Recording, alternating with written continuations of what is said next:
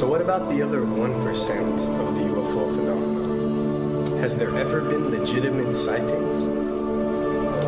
As promised, we're going to cover this 1% in a future episode. But I'll share with you something a wise man once shared with me. Before we should start focusing on dealing with problems outside our world, we should first focus on solving the problems within our world. And before you can start solving problems within your world, you first have to solve problems within yourself and within your surrounding environment of family and friends. So basically what I'm trying to say is that we have priorities that we need to focus on first and foremost so we can successfully build our lives and our minds. Now, it's no secret that the difference between what the government knows about UFOs and aliens and what is shared or released to the public is extremely enormous. And unfortunately, governments and several organizations on Earth are taking advantage of the UFO phenomenon to achieve worldly agendas. So why do we see particle beams, huge ones, firing at things that are, you were saying 200,000 Gs? Yep. I mean, go over that. Well, because I think it's part of a test for if there are bad guys out there. Or maybe they're doing preparations for factions. We may be looking at more than one faction. Remember, these groups tend to fragment. They fractally fragment so that you have wars within wars within wars. You know. But why would NASA release that footage? Well, remember, you've got all the good guys in NASA, and then you've got a few who are not good guys. The good guys don't know that there's something to keep secret. Remember, the lie's different at every level. They believe the lies they've been told.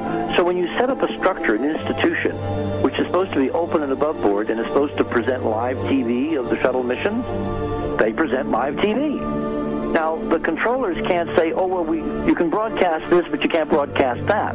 Because the honest guys will then say, sure. Well, why can't we broadcast that? So people always say if this was happening, it would come out, and it is coming out. Well, I mean, I agree with you. When you've got the Catholic Church saying we need to love the aliens, they're our brothers, when you've got every major denomination saying it, when you've got all the movies, and you've got, in the 80s, huge programs at the Olympics with aliens landing, fake aliens, and you've got huge things the size of 3 football fields floating over Dallas and stuff all over the place.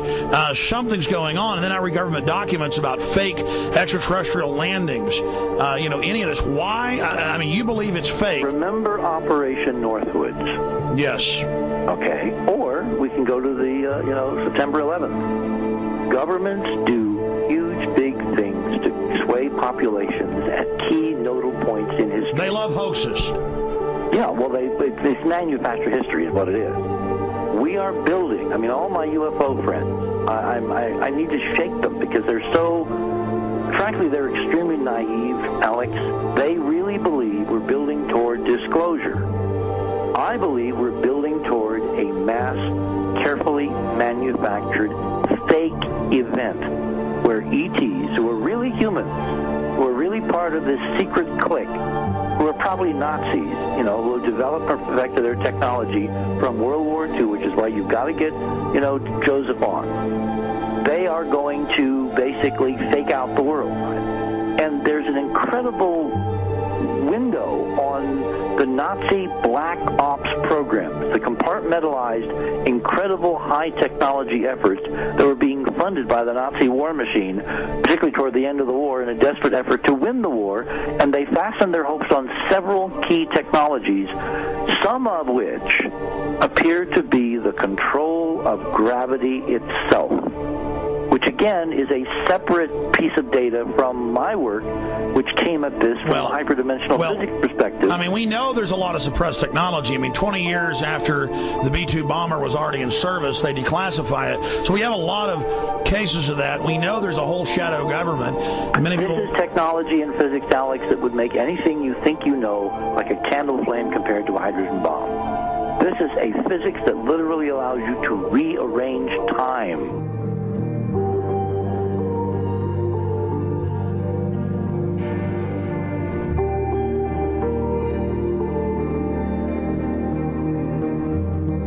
But I mean, imagine you've got all these compartments in these pyramids within pyramids of compartmentalization. That's why that's the New World Order symbol. And we don't know what they've got because they are so secret. We know they lie so much. We just know it's advanced. Mainline scientists say they're 30 years advanced. So Richard C. Hoagland, what I'm saying to you is, I'm entertaining what you're saying. I respect you. I think you're a great guy. My only issue is, like you said, dealing with what we know they could be up to. The fact, Alex, we have done experiments. We have our own data. We have experiments now from the Soviet Union. 30, 40 years when the Iron Curtain came down, when Glasnost finally prevailed, a huge amount of stuff was declassified from the KGB as well. And we now have put this data together. We not only know what the physics is, we know what it can do, we know what it's based on, we know how to make it work. We've seen in our own experiments ample evidence. We've seen experiments across the American landscape and even in Europe that vindicate various parts of this. And the latest thing I'm working on, it looks like von Braun himself was deeply involved in some of this early physics experimentation, but they're keeping all the good stuff for themselves. The reason is that if we got access to the good stuff, if we got access to the technologies, the energy, we wouldn't be worried about $4, $5 a gallon gas or $10 a gallon gas. We would live like people are supposed to live, all 6 billion of us who could live lightly on the earth, Alex, with this technology. And live longer. Absolutely, and better, and you could live to 200-300 and have the virility of your 20s and 30s. There's extraordinary medical breakthroughs, there's extraordinary physics breakthroughs, technology breakthroughs, energy. It's all been kept away. Think about it. We're already on a planet hurtling through space, all these wonders around you, and you've been taught it's bizarre to question, and that's because there's so many kooks in the alternative movement who do talk about ridiculous, Hollywood-style green men, instead of really looking at the shadow government and all these crazy secret societies that are admittedly running NASA and the shadow government. Now, ladies and gentlemen, during this talk that I'm going to give you, I'm going to explain to you the history of this phenomenon, who the secret government really is, and I will name them by name: beginning group, the study group. I will tell you who they are today. I'm going to tell you what this is all about. I'm going to tell you who's selling drugs to your children, and I'm going to tell you why the United States government is afraid for you to find out what the truth is regarding UFOs.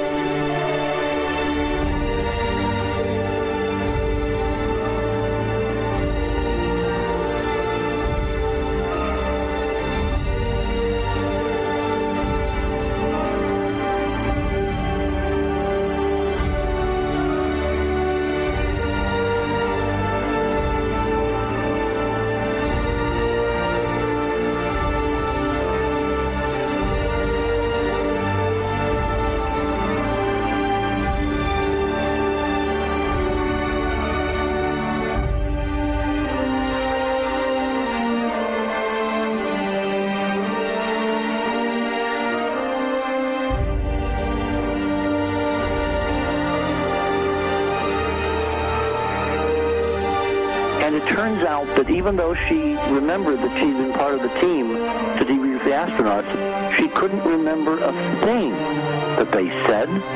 She couldn't remember why she no longer was working with NASA. She couldn't remember. In other words, her memory lapses were enormous, and I don't think they were feigned, because we now found the same pattern in all the flight crews. Because the awful truth, Alex, is they have been brainwashed. They have been mind controlled. They have had a technology, a very sophisticated technology, which took away the real missions that they experienced.